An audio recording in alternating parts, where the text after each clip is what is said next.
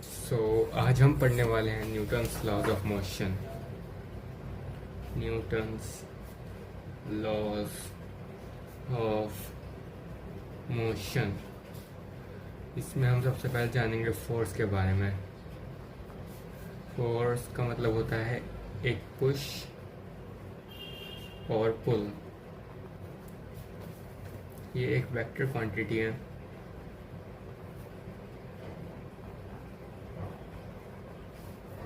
इसकी SI unit है Newton.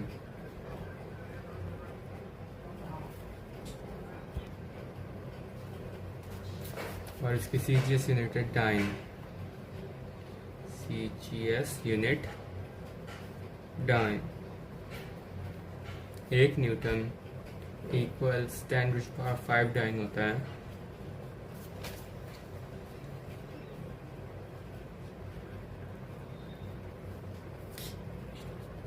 यदि मैं आपको फोर्स का एक बेसिक एग्जांपल दूं, तो यदि कोई ऑब्जेक्ट है जिसका मास m है, तो अर्थ का ग्रेविटेशनल पुल उस पर एक फोर्स लगा रहा है g।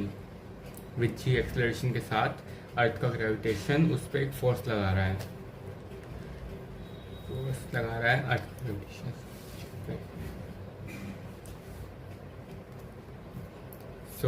फोर्स के 3 फैक्टर्स होते हैं। पहला magnitude of force। First magnitude,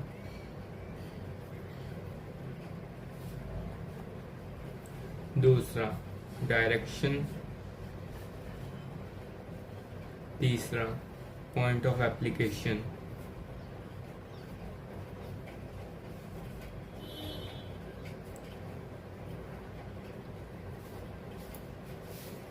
मतलब मान लेते हैं ये m मास का कोई ऑब्जेक्ट है, इस पर mg मैग्नीट्यूड का फोर्स लग रहा है अर्थ के द्वारा और इसकी डायरेक्शन है डाउनवर्ड। वैसे ही एक और फोर्स इस पर लगेगा mg, नेगेटिव mg, जो कि इसका रिएक्शन फोर्स है, जो कि ग्राउंड इस पर लगा रहा है जिससे वो स्टेशनरी में है। तो इन दोनों फोर्स की अलग अलग डायरेक्शन है, तो इन दोनों का मैग्नीट्यूड इनका सेम है। अब दूसरा आता है पॉइंट ऑफ एप्लीकेशन।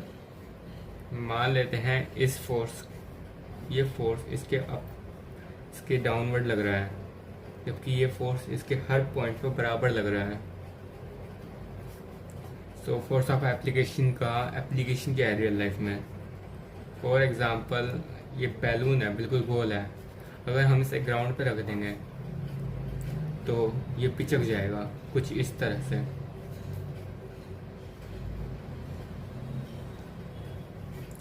क्योंकि इसके टोटल सरफेस पर अर्थ का ग्रेविटेशन पुल तो बराबर लग रहा है,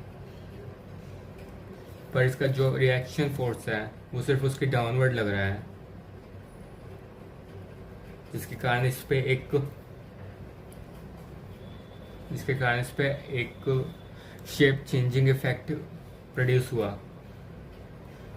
जैसे यदि हम एक बैलून पे एक फोर्स इधर से डालें, एक फोर्स इधर से डालें, तो वो बैलून पिचक जाता है। वैसे अर्थ के फोर्स के कारण ये बैलून इधर की तरफ, नीचे की तरफ पिचक गया, और लेकिन ग्राउंड के नॉर्मल के कारण ये फोर्स ऊपर की तरफ गया है। तो पॉइंट ऑफ एप्लीकेशन का भी काफ़ी इफेक्ट रहता है फोर्स पर। अब हमें पढ़ने हैं 4 फंडामेंटल फोर्सेस।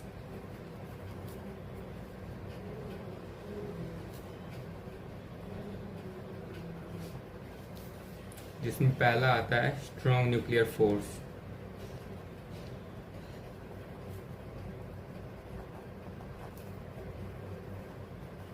जो कि एटम्स में न्यूक्लियस और प्रोटॉन्स के बीच का फोर्स होता है।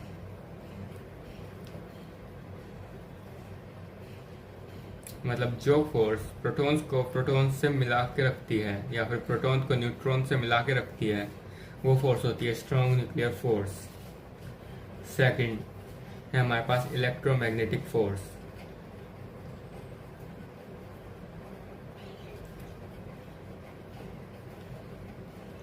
इलेक्ट्रोमैग्नेटिक फोर्स बेसिकली दो चार्ज बॉडीज के बीच का फोर्स है। मान लेते हैं एक पॉजिटिवली चार्ज पार्टिकल है मान लेते प्रोटॉन है और वहीं दूसरी तरफ एक इलेक्ट्रॉन है जो कि नेगेटिवली चार्ज होता है, तो इनके बीच जो फोर्स लगेगा वो होगा इलेक्ट्रोमैग्नेटिक फोर्स। या फिर इलेक्ट्रोमैग्नेटिक फोर्स का एक और एप्लीकेशन जिसे हम कहते हैं magnetic force. Magnetic force basically जब एक चार्ज पार्टिकल मूव करता है तो उसके आसपास एक इलेक्ट्रोस्टैटिक फोर्स और एक मैग्नेटिक फोर्स लगता है।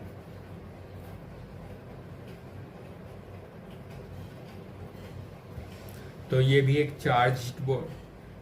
चार्ज बॉडी की प्रॉपर्टी है, मैग्नेटिक फोर्स। ये इसका एक और इफेक्ट होगा। Third, weak nuclear force.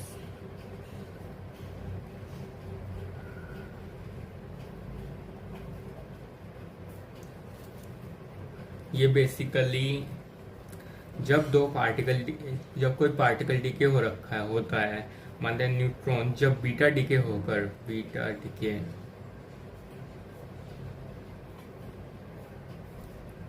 Protons में टूट जाता है, तो उसके बीच में जो प्लस एंटी प्रोटॉन्स में टूट जाता है, तो इन दोनों के बीच में जो फोर्स ऑफ अट्रैक्शन होता है वो होता है weak force of attraction, weak nuclear force. Fourth, gravitational force.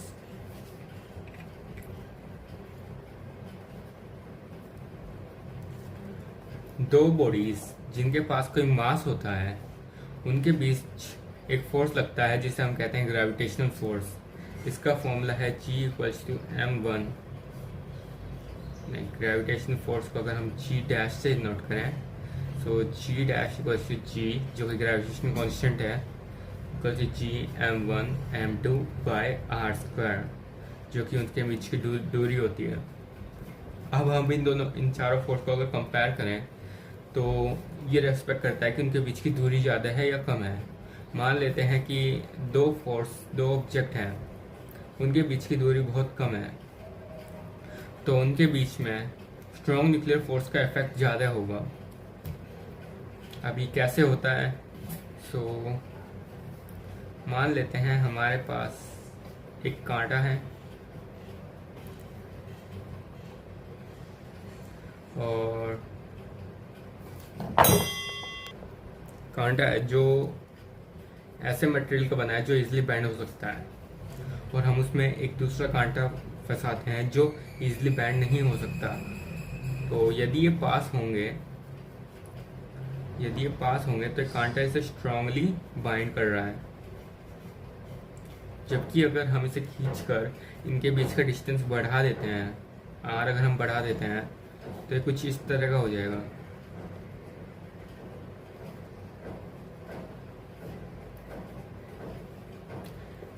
इसके कारण इनके बीच का फोर्स कम हो गया है।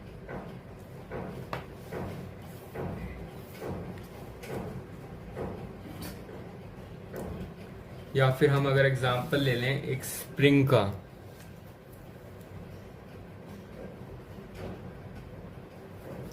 यदि हम स्प्रिंग में थोड़ा सा फोर्स लगाते हैं और ये स्प्रिंग बिल्कुल खुला हुआ है, तो हमें शुरू में स्प्रिंग पे फोर्स लगाने में ईजी होगी। पर जैसे जैसे हम स्प्रिंग को कंप्रेस करते रहेंगे, हमें उसमें फोर्स लगाने का थोड़ा तो ऐसा इसलिए होता है क्योंकि जब प्रोटॉन्स और न्यूट्रॉन्स इंटरेक्ट करते हैं तो उनके बीच में कुछ पार्टिकल्स आते हैं, ग्लूऑन्स पार्टिकल्स। ये पार्टिकल्स प्रोटॉन्स और न्यूट्रॉन से इंटरेक्ट करते हैं, जो एक स्ट्रॉन्ग न्यूक्लियर फोर्स बनाता है।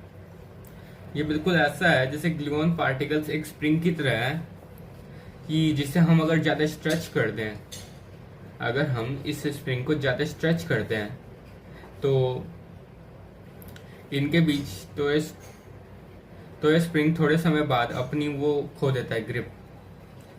ये स्प्रिंग थोड़े समय बाद अपनी ग्रिप खो देता है और स्ट्रेच हो जाता है। वैसे ही अगर हम प्रोटॉन्स और न्यूट्रॉन्स को बहुत दूर ले जाते हैं, तो ये पार्टिकल्स इनसे कम इंटरेक्ट कर पाते हैं। So it all about interaction. या फिर हम अगर एग्जांपल दें कि मान लेते हैं ग्लूऑन्स एक्चुअली ग्लू है,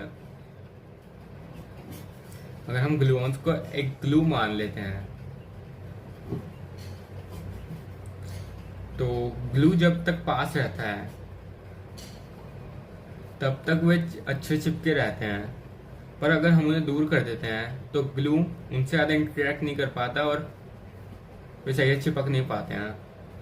अगर हम उसका कोई फिजिकल एग्जांपल लेते हैं तो अभी अगर हम एक फिजिकल एग्जांपल देते हैं, मान लेते हैं ये दो एटम्स हैं, ये प्रोटॉन्स हैं और ये न्यूक्लियस है, ये दोनों एक ग्लू से चिपके हैं। तो यदि हम इसे खींचना शुरू करते हैं और इसके बीच में दूरी बढ़ाते हैं तो एक समय ऐसा आता है कि जब इनके बीच में फोर्स जीरो हो जाता है, इनके बीच में फोर्स कम होने लगता है। अगर हम इसे यहाँ तक ले जाएं तो इनके बीच में फोर्स कम होता है और इसे खींचना इजी हो जाता है। तो ये एटॉमिक लेवल पे चिपके रहते हैं तो इनके बीच में स्ट्रॉन्ग न्यूक्लियर फोर्स लगता है। अब हम बात करें इलेक्ट्रोमैग्नेटिक फोर्स की, तो ये एक स्प्रिंग है पर इसके बीच में स्ट्रेचेबिलिटी ज़्यादा है। मतलब कि स्ट्रॉन्ग न्यूक्लियर फोर्स में क्या था कि स्प्रिंग को अगर हम ज़्यादा खींच दे रहे थे तो वो अपनी स्ट्रेचेबिलिटी खो दे रहा था, जिसके बाद ये इजीली स्ट्रेच हो सकता था। पर जो इलेक्ट्रोमैग्नेटिक फील्ड है, इलेक्ट्रोमैग्नेटिक फोर्स है, उसमें वो स्प्रिंग के पास ज़्यादा ताकत है, मतलब ज़्यादा लंबे समय तक स्ट्रेच हो सकता है।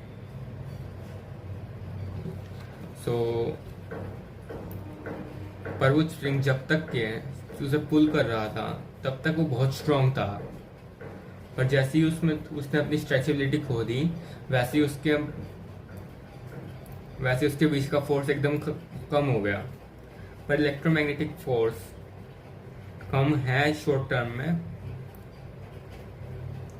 पर लेकिन वो ज़्यादा लंबे समय तक अट्रैक्ट कर सकता है इन कंपैरिजन टू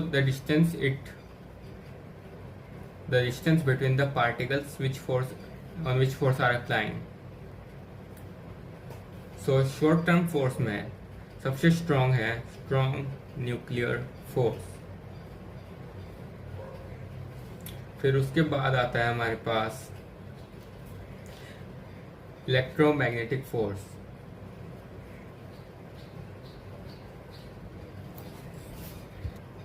फिर आता है हमारे पास फिर आता है हमारे पास ग्रेविटेशनल फोर्स।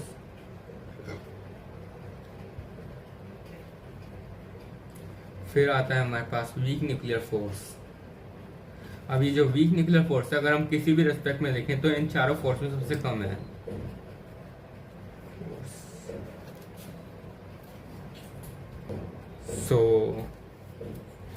अगर हम ज़्यादा दूरी को बढ़ा देते हैं तो ज़्यादा दूरी में सबसे ज़्यादा फोर्स मिलता है हमारे पास ग्रेविटेशनल फोर्स को, मतलब लंबे समय तक अपने बीच में स्ट्रॉन्ग फोर्स को मेंटेन कर सकता है। जैसे कि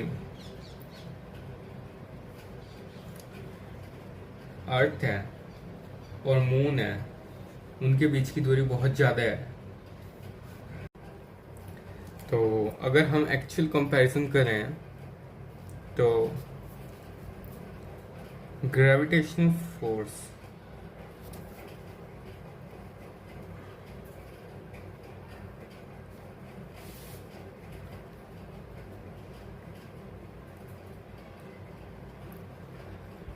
सेकंड नंबर पे आती है in comparison to the amount of force.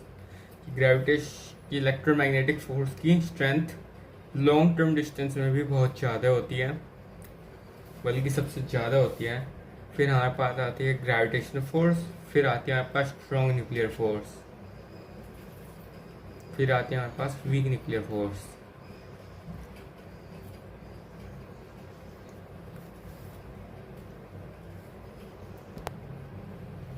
अगर हम फोर्स की बात करें तो फोर्स को हम कुछ बेसिस पर बांट सकते हैं, जैसे कि on the basis of contact.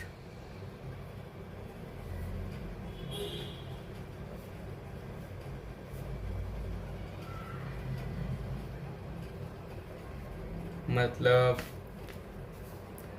यदि यदि हम किसी फोर्स को छूकर या फिर डायरेक्ट कांटेक्ट से लगा रहे हैं तो वो होगी कांटेक्ट फोर्स, और अगर ऐसा हम बिना छुए करते हैं तो वो होगी non contact force.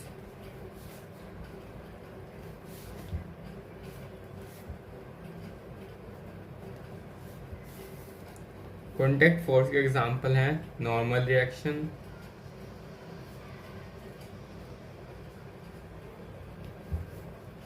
Friction,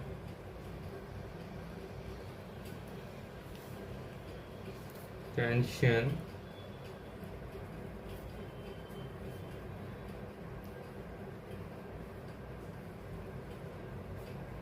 in string और स्प्रिंग फोर्स। क्योंकि इसमें हम अपैरेटस को डायरेक्टली टच कर रहे हैं उसके साथ जिस चीज़ पे फोर्स लग रहा है। और नॉन कांटेक्ट फोर्स के एग्जांपल हैं मैग्नेटिक फोर्स,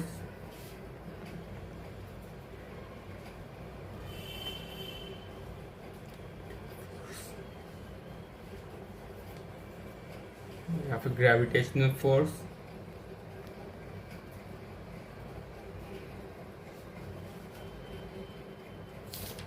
अभी हम पढ़ेंगे न्यूटन्स लॉ।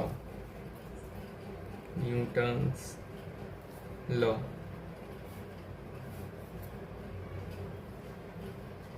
लॉज, पहला आता है Newton's first law. Newton's first law जो है Newton's laws of inertia slash laws of inertia भी कहते हैं जिसे हम। इसके अकॉर्डिंग एक body a body at rest, अगर वो रेस्ट पे है तो वो रेस्ट पे ही रहेगी, remain at rest until or unless an external force is applied to it। जब तक एक एक्सटर्नल फोर्स उस पर अप्लाई नहीं होता, या फिर अगर हम दूसरे शब्दों में गए to change the state of a body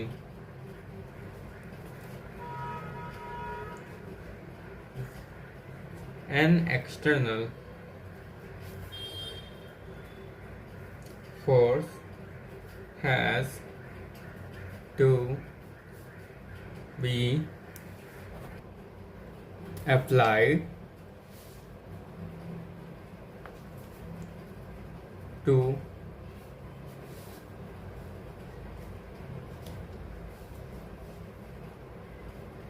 it।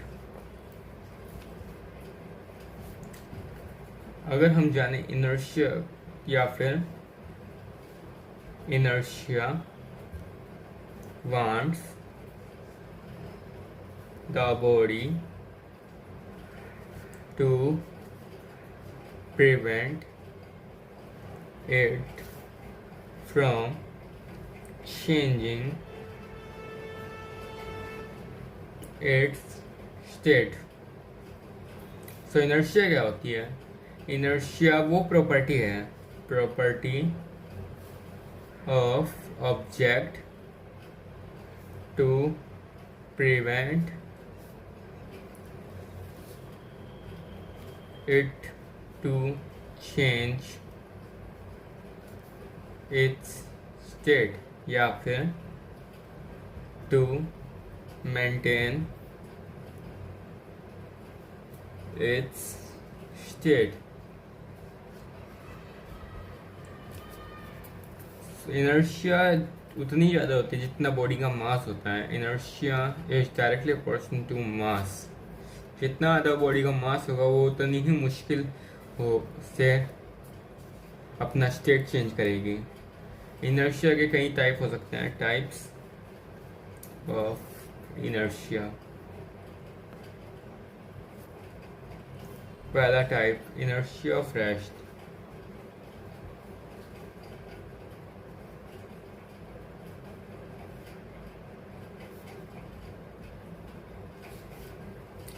Inertia का लॉ भले ही न्यूटन्स के लॉ में होता हो, पर इनर्शिया की खोज करी थी गैलीलियो ने।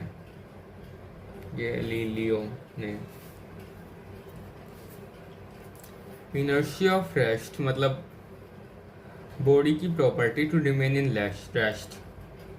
Inertia of motion the ability या फिर property of body to remain in constant motion.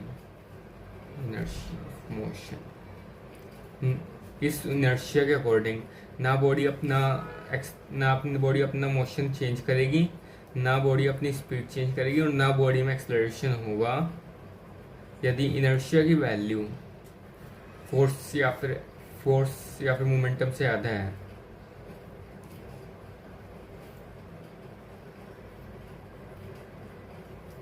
तीसरा, इनर्शिया ऑफ डायरेक्शन।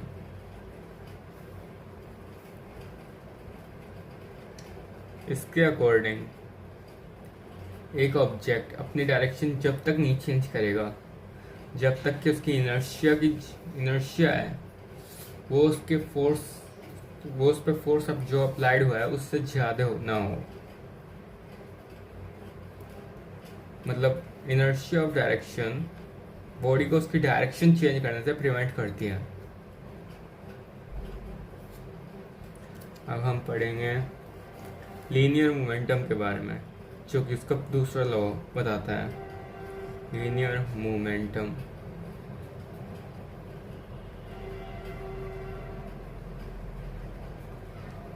जिसे हम P से डिनोट करते हैं। ये उसके मास और उसकी वेलोसिटी पे डायरेक्टली डिपेंड करता है। मोमेंटम की जो वैल्यू होती है वो इक्वल होती है mv के। सो एक्चुअली मोमेंटम होता क्या है? मोमेंटम बॉडी के मास और उसकी वेलोसिटी का सम होता है, जो कि एक्चुअली में उसका इनर्शिया ही होता है। अगर बॉडी का मोमेंटम ज्यादा होगा, उसे चेंज करने के लिए उसका या तो मास बढ़ाना होगा या उसकी वेलोसिटी बढ़ानी होगी। अगर हम मास कांस्टेंट मान लेते हैं, अगर हम कांस्टेंट मान लेते हैं तो उसकी वेलोसिटी, तो मोमेंटम का फॉर्मूला होगा mv माइनस u, मतलब चेंज इन मोमेंटम का फॉर्मूला होगा mv माइनस u। अगर हम वेलोसिटी को कांस्टेंट मान लेते हैं तो मोमेंटम का फॉर्मूला होगा p equals to m dash minus m nought into v, जो कि इसकी कांस्टेंट वेलोसिटी और यहाँ इसका मास है। तो इससे हमें पता लगता है कि मोमेंटम एक वेक्टर क्वांटिटी है। Momentum is a vector quantity because it depend on velocity, जो कि डायरेक्शन पे डिपेंड करती है। तो मोमेंटम एक वेक्टर क्वांटिटी हो गई।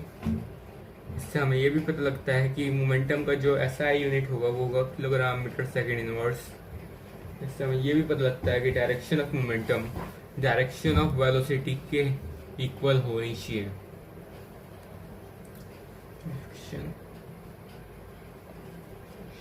Equals to direction of velocity.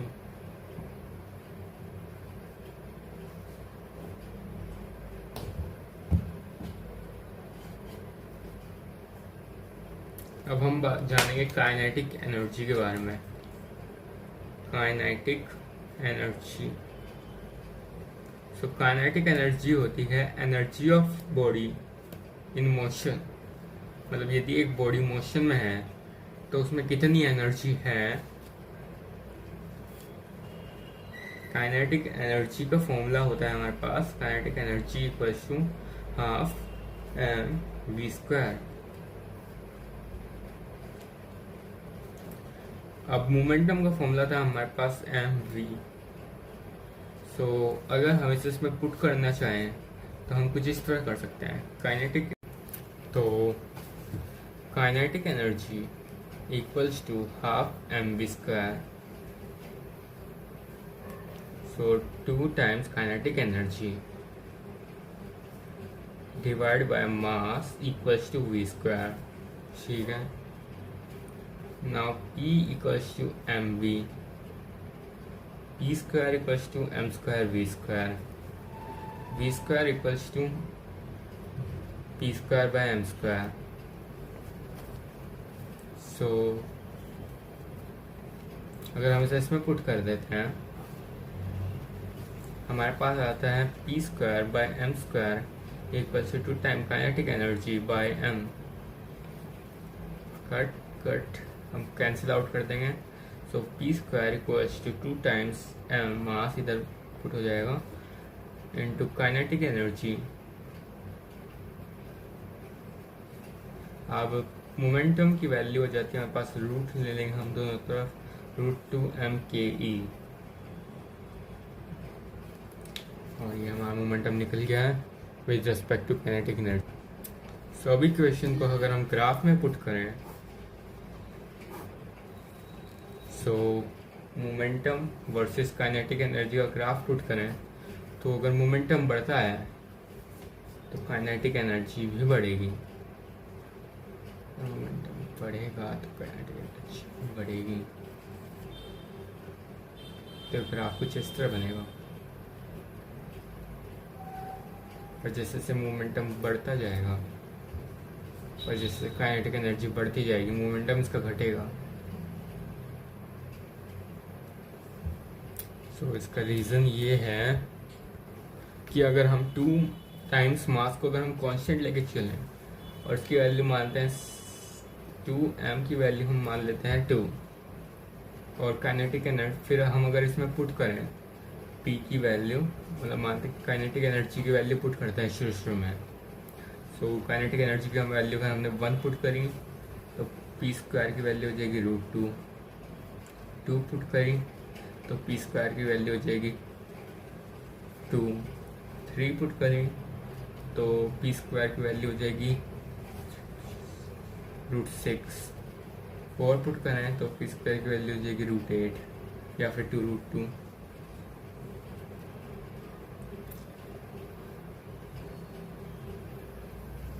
अगर हम 5 पुट करें तो √10, और अगर हम इसे नंबर में कन्वर्ट करें तो 1.51, 1.41, 2। तो हमारे पास ये सभी वैल्यू आ जाएंगी, और अगर हम इन सब वैल्यू को सब्ट्रैक्ट करें तो इनका चेंज आ जाएगा कि यदि मोमेंटम बढ़ रहा है तो इनके चेंज में, अगर इसमें 1 टाइम चेंज होता है, इसमें 1 चेंज हो रहा है, इसमें 1 चेंज हो रहा है, इसमें भी 1 चेंज हो रहा है, इसमें भी 1 चेंज हो रहा है, और अगर इसमें हम चेंज देंगे तो इसमें 0.59 का चेंज हुआ सबसे पहले, फिर इसमें चेंज हमें देखने को मिलता है 0.44 का, इसमें चेंज देखने को मिलता है हमें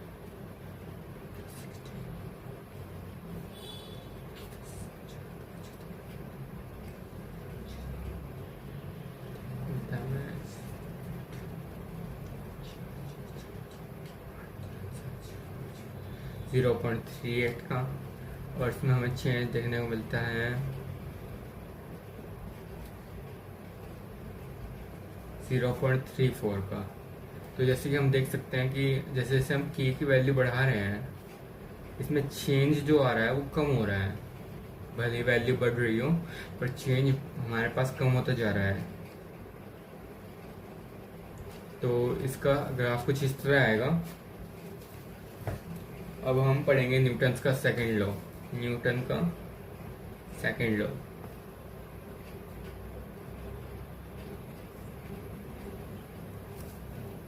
जिसे हम न्यूटन का मेन लॉ भी कहते हैं, क्योंकि इसमें न्यूटन का फर्स्ट लॉ और सेकंड थर्ड लॉ कहीं ना कहीं छुपा हुआ है। अब न्यूटन का सेकंड लॉ ये कहता है कि जो नेट एक्सटर्नल फोर्स होता है, जो नेट एक्सटर्नल फोर्स उस पर अप्लाई हो रहा होता है, वो चेंज इन मोमेंटम के डायरेक्टली प्रोपोर्शनल होता है। It's directly proportional change in momentum.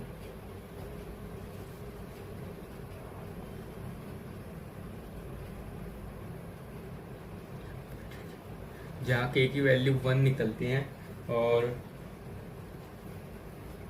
ये ऐसे क्योंकि यहाँ पे मोमेंटम का मतलब होता है कांस्टेंट मास या फिर कांस्टेंट वेलोसिटी, जो कि ये बताता है कि अगर हमें मोमेंटम चेंज करेंगे तो उसकी वेलोसिटी भी चेंज होएगी। अगर हम मोमेंटम चेंज करेंगे तो उसकी वेलोसिटी भी कहीं ना कहीं चेंज होएगी। और ये लॉ ये बताता है कि जब फोर्स नहीं लगाते तब तक उसका मोमेंटम नहीं चेंज हो सकता, मतलब उसकी वेलोसिटी नहीं चेंज हो सकती। तो इस तरह वो न्यूटन का फर्स्ट लॉ भी डिफाइन करता है, सेकंड लॉ। अब हम जानेंगे इसकी SI यूनिट। इसकी SI यूनिट है किलोग्राम मीटर पर सेकंड स्क्वायर। फोर्स की SI यूनिट हमें पता ही है, हम किलोग्राम मीटर पर सेकंड स्क्वायर। नाउ इससे जो फॉर्मूला निकलता है उसका, अगर हम उसमें मास को कांस्टेंट मान लेते हैं तो वो हो जाएगा mv minus u divide by t। अगर हम वेलोसिटी को कांस्टेंट मान लेते हैं तो उसका फॉर्मूला निकलता है v equals to v m1 minus m0 divide by t।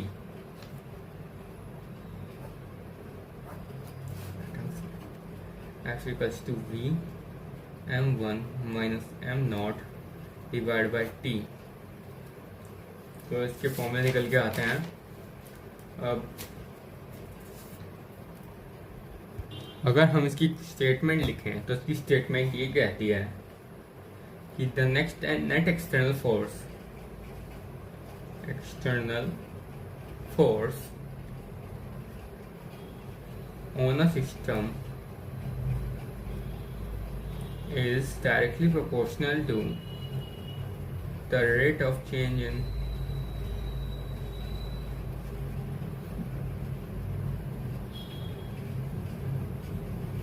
momentum with respect to time। Time बहुत इम्पोर्टेंट है इसमें। अब हम जानेंगे इम्पल्स के बारे में।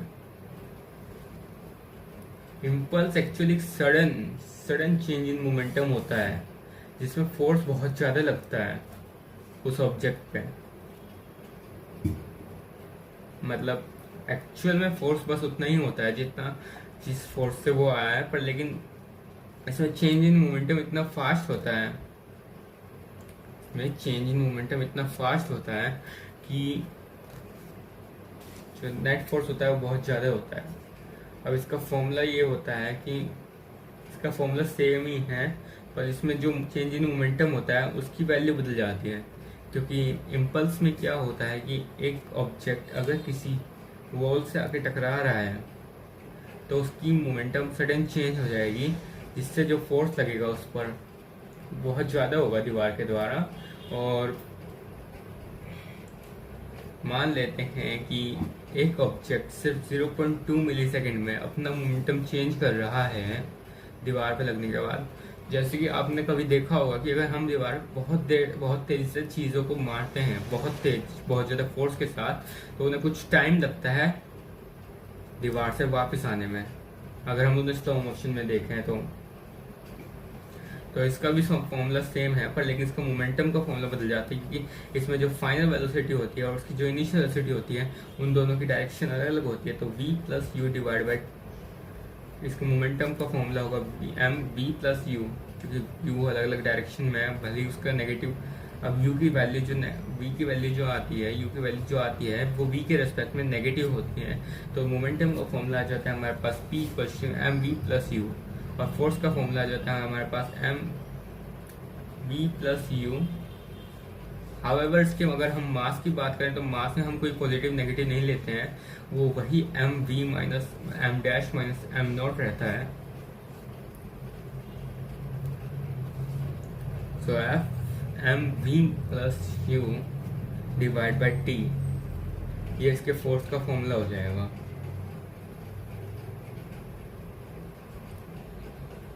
हाउएवर क्योंकि अभी हमने मोशन प्लेन पढ़ा था, तो आपके पास ऐसे क्वेश्चन आएंगे जिसमें एक्स एक्सिस और वाई एक्सिस दोनों की वैल्यू लेनी पड़ती है, और जो फाइनल मोमेंटम निकलेगा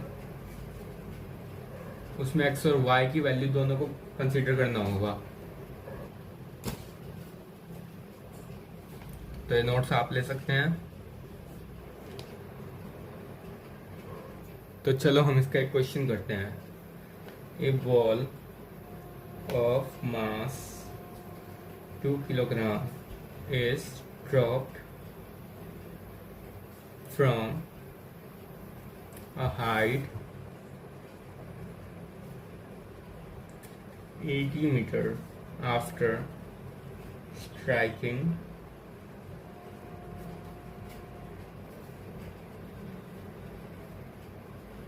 the ground. The ball reaches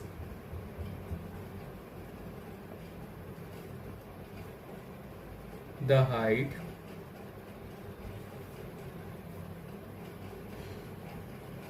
20 meter if the ball remains in contact with the ground for 1 millisecond. Find the ball velocity of ball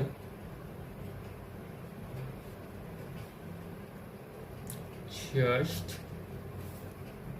before hitting the ground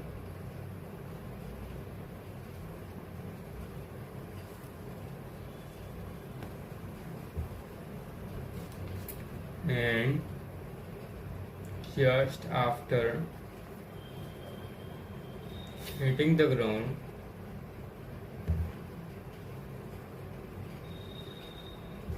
and impulse imparted on it.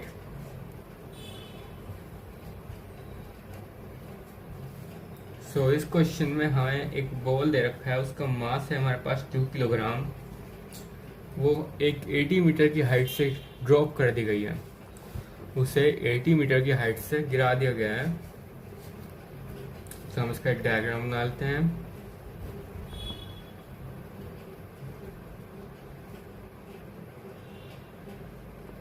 Eighty metre, और हमसे पूछा है कि इसके गिरने से पहले, मतलब इसके गिरने से तुरंत पहले, मतलब बिल्कुल यहाँ पे बॉल की वेलोसिटी कितनी होगी, और इसके उछलने के बाद, इसके तुरंत उछलने के तुरंत बाद इसकी जो वेलोसिटी है वो कितनी होगी, और इस पर इम्पल्स कितना दिया गया होगा। सो क्वेश्चन बहुत सिंपल है। अब इसके ऊपर हम फॉर्मूला लगाएंगे।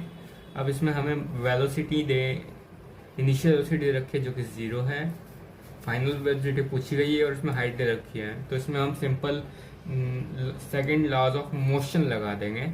v square equal to u square plus 2as, जिसमें u स्क्वायर तो 0 हो गया हमारे पास, v स्क्वायर की वैल्यू आ गई 2 इंटू 9.8 इंटू 18।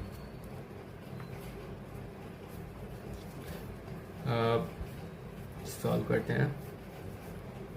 196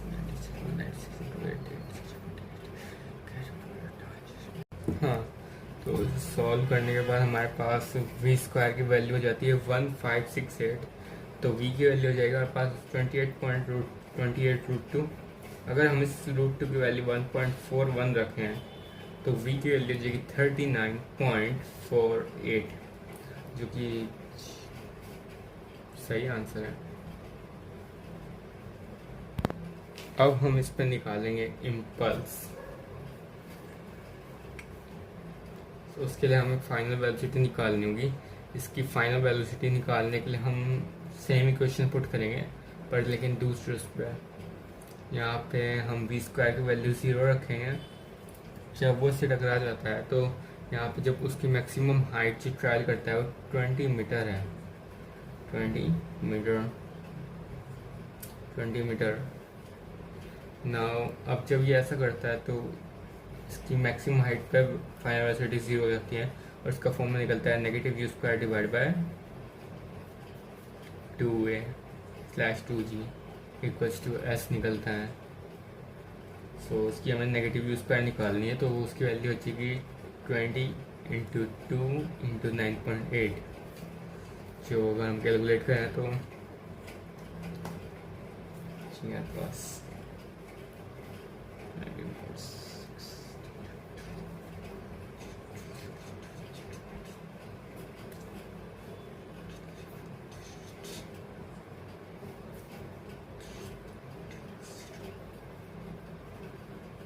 जो कि है हमारे पास 39392। यू की वैल्यू रहती है √39392। नाउ यहाँ जी की वैल्यू भी नेगेटिव आ रही है और इस जी स्क्वायर की वैल्यू भी नेगेटिव आ रही है, तो जी से जी कट जाएगा, मतलब जी से ये नेगेटिव कट जाएगा और अगर हम इसका रूट निकालते हैं तो हमारे पास आता है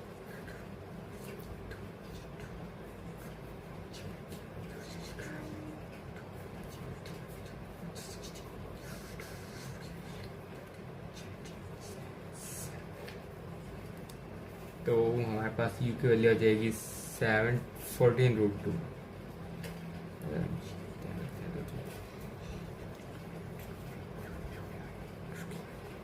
अगर हम 14 की वैल्यू √2 के 1.41 रखें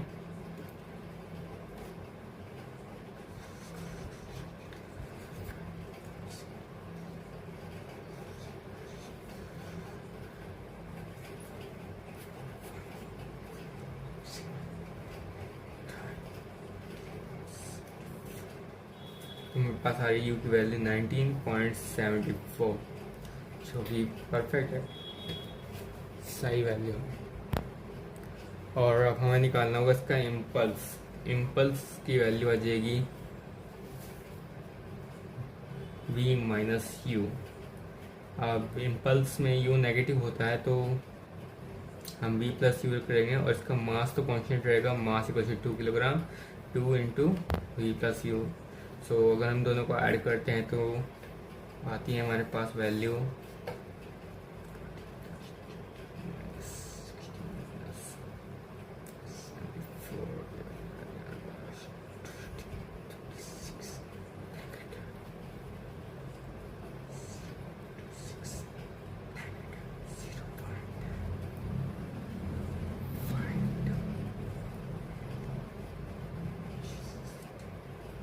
जो की वैल्यू आती है हमारे पास 59.22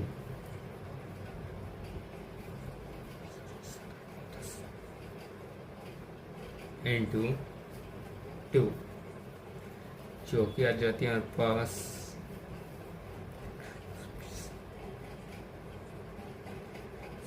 4.918 carry 1 to 10 11 118.44, जो कि परफेक्ट वैल्यू है।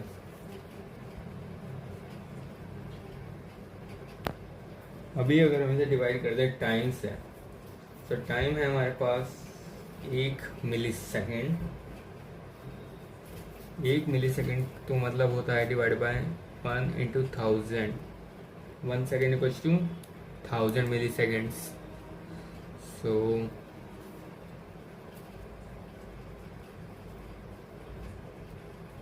इसकी वैल्यू 118.440 अप्रोक्स, जो कि सही है।